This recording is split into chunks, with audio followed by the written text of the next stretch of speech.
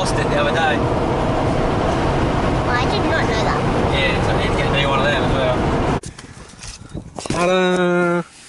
Look at that. It's pretty scratched up because obviously I've bashed it around and whatever. But I did give it a polish over. Just get her sparkling. Call me a T6 owner, but bling bling. So what I'll probably do is just clean out this Warrior engraving, splash a bit of orange paint in there for good times, and then bolt her on. It's not really like my thing, but it was looking pretty scabby and I've just painted the front, so why not? I had the polishing kit out of work anyway, so yeah. Side project, just some little stick nuts. Look, got to get them in an awkward to reach place, so strike the TIG up on a bit of filler rod, let go, and once you gun them up you can break off that little stick obviously. Oh right, still no grill, but I did spray the rest of the bumper. I'm not too sure about this really. I bought a metre of it, basically cut it in half, stuck it around there, side light, and then around the front. I'm in two minds whether to keep it or not, to be honest. I don't know, sometimes it is gash, and then from the front you think, I don't know. I don't know. But anyway, got the fairlead on, obviously I'll polish that up, and I use them stick nuts to jam behind there, sort of like wiggle them in, hold them, you know, crack them up, break them off, job's a good one. So I just need to get the grill sorted. We've talked about it a while, but we've been sort of waiting for things to happen, so I didn't want to go modifying a drawing. The drawings are up to date, but I didn't want to go modifying a drawing without having hands-on experience of one straight away, if you get me. Because anyone can modify a drawing, but I wanted to wait till Charlie's bumper was done so that I'd built one and I knew exactly where stuff was sitting, and we know that we built it right and that we could take measurements from this latest version, if you get me. And from a truck that we've built it on, from, you know, everything's good from the get-go. We're not relying on it, somebody else's measurements or somebody else's welding. We know where we're at. And then I've modified or modifying the drawings so that the wing sections of the bumper blend in with the side light and then come around the wing. So that's all been on the burner as such. So that's on the go. Once it's finished I can sort that. I've got battery trays on the go and all sorts of bits and pieces. And the next thing, I need to get this fucking solid axle done. I nearly bought a Land Rover axle the other day, and then kind of decided against it because it was going to be too much fuss to convert it over from 10 spline, 24 spline hubs. And then I see Thomas in Wales. He's got his patrol axles and he's got his Merc engine, and I'm thinking, oh mate, you know, I'm really, I'm really flagging here. So yeah, no. Another thing I want to do is LSD springs, so you can replace the shims obviously, but the shims, you can replace the clutch pack obviously, but the clutch pack doesn't really wear out. It's not got a friction liner on it. They're solid metal clutch plates with grooves in, so they're good till they die, but you can obviously shim them up tighter as they wear. But the springs, you can't buy the springs on their own. So what I wanted to have a look at doing was getting some springs cut or punched out of spring steel and then getting them tempered and set, and seeing the viability on that, because I'd want some. I know Charlie'd want some because he wants everything I do, oh boy. But if you've got like a tired LSD and your clutch plates are still good, then you can obviously get more clamping force from A, shimming it up tighter up to a point, and then B, you've got to go for heavier springs. And they're not just coil springs, they're cone springs.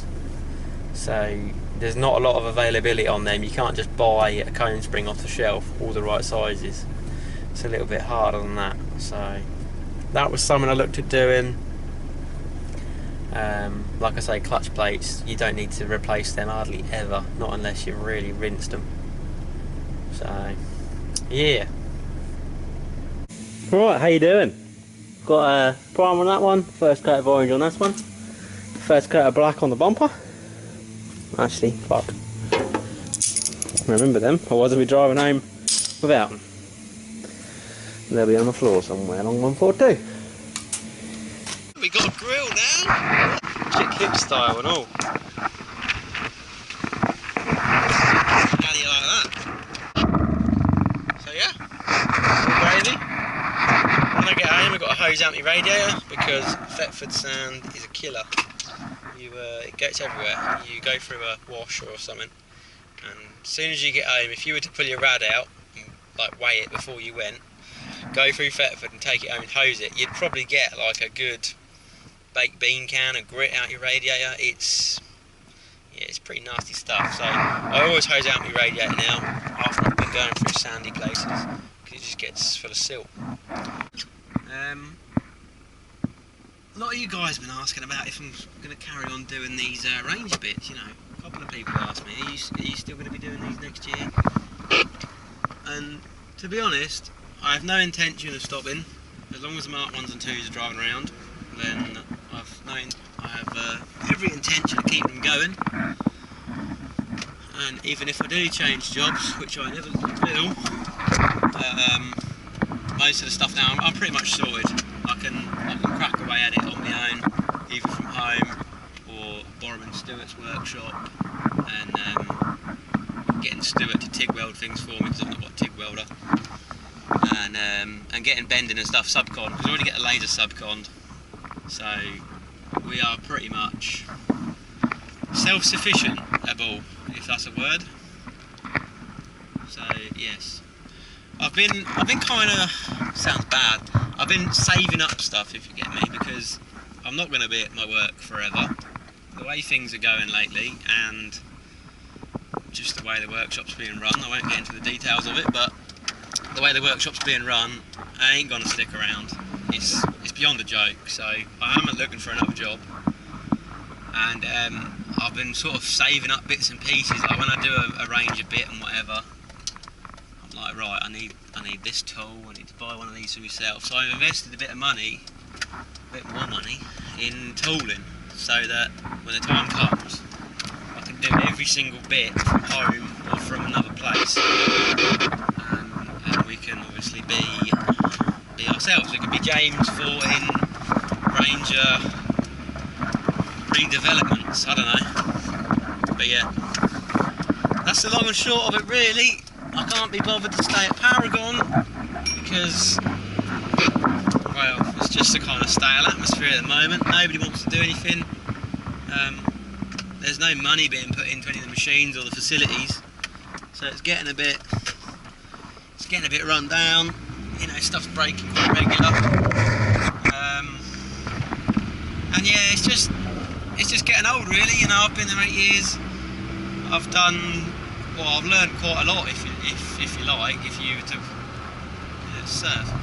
I've learned quite a lot. You know, I've taught myself TIG welding, got me on the sliding head, obviously, CNCing, all that kind of stuff.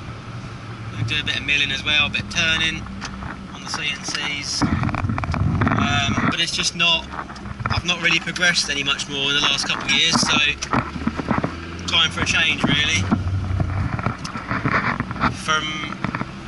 The main difference really, I suppose, is from when I got there to now, I was learning skills at a much faster rate, and you know, I was adding stuff to me, strings to me bow, if you like. Every 6 months, learning something, how to set this, programming, blah de blah de blah. And then I've taught myself obviously bits and pieces of fabrication, TIG welding, aluminium welding, all this kind of stuff. And now there's like no progression left, if you like. There's James, do your job, and James, fix this. And I want to be a bit more like James, learn this, try this, do that, and which way do we want to fucking go?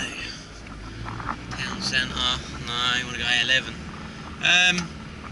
Yeah, it's just, I know you're going to be like in that position with any job really, but there's no progression left in the career either.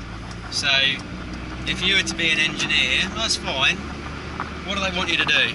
They want you to run your machine and make parts. Well, I can do that. I can also fix machines, I can weld, all this stuff.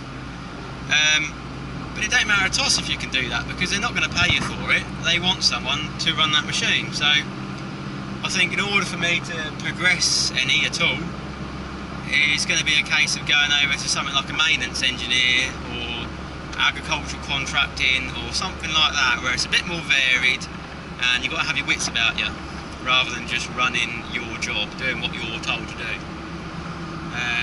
So something along the lines like structural steel fabrication, machine maintenance, even if it was like production maintenance, you know, in a food factory or something, that's a bit more varied.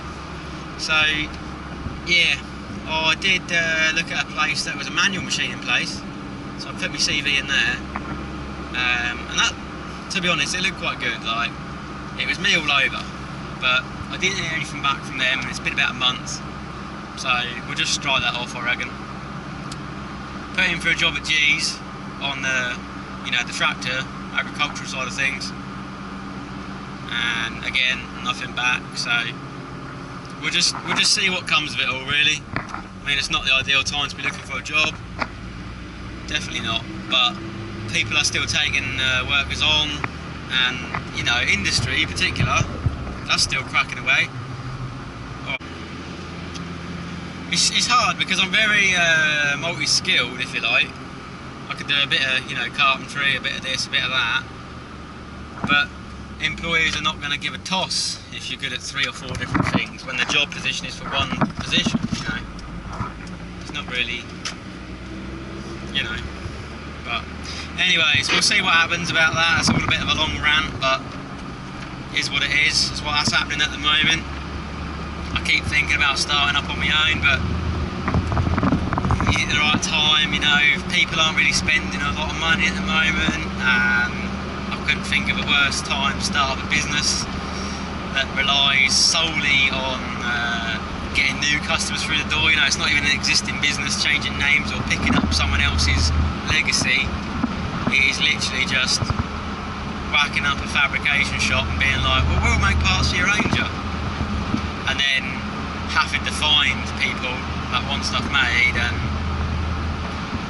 yeah, it's all a bit if and a bit but and a bit maybe. So I would like to do it, definitely would like to start up a kind of Ranger works, if you like. Nothing like Seeker or DV8 though, fuck that. Yeah, it'll all be like, good old boy, we'll make this, we'll make you a tow bar, bumper or whatever, and we'll fit your snorkels and things. We won't be doing any of that stick-on bonnet scoop shit. It'll be like bespoke fabrication, and we could probably get into a lot of other stuff down that road, if you like. Roll cages, bumpers, and all sorts of different bits and pieces. But it's just getting a facility. I mean, I think I've got the skills. It's just a case of getting a workshop somewhere and dropping some coin really on tube bender, notcher, milling machine, lathe, you know, to get you started.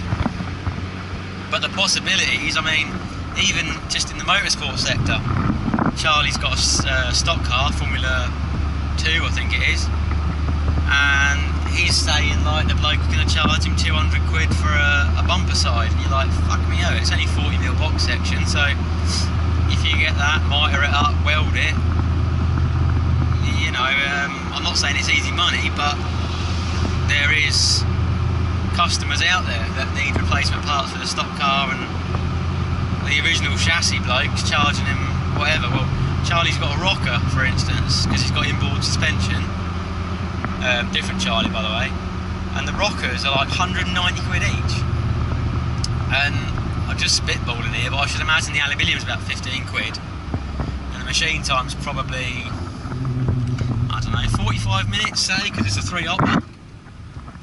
So in that respect, say 45 minutes, £60 an hour, that's £45 an hour, plus the 15 quid material, that's 60 quid. 190 quid, fucking hell. You know, it's 130 markup, isn't it? So yeah, there's definitely avenues out there to pursue.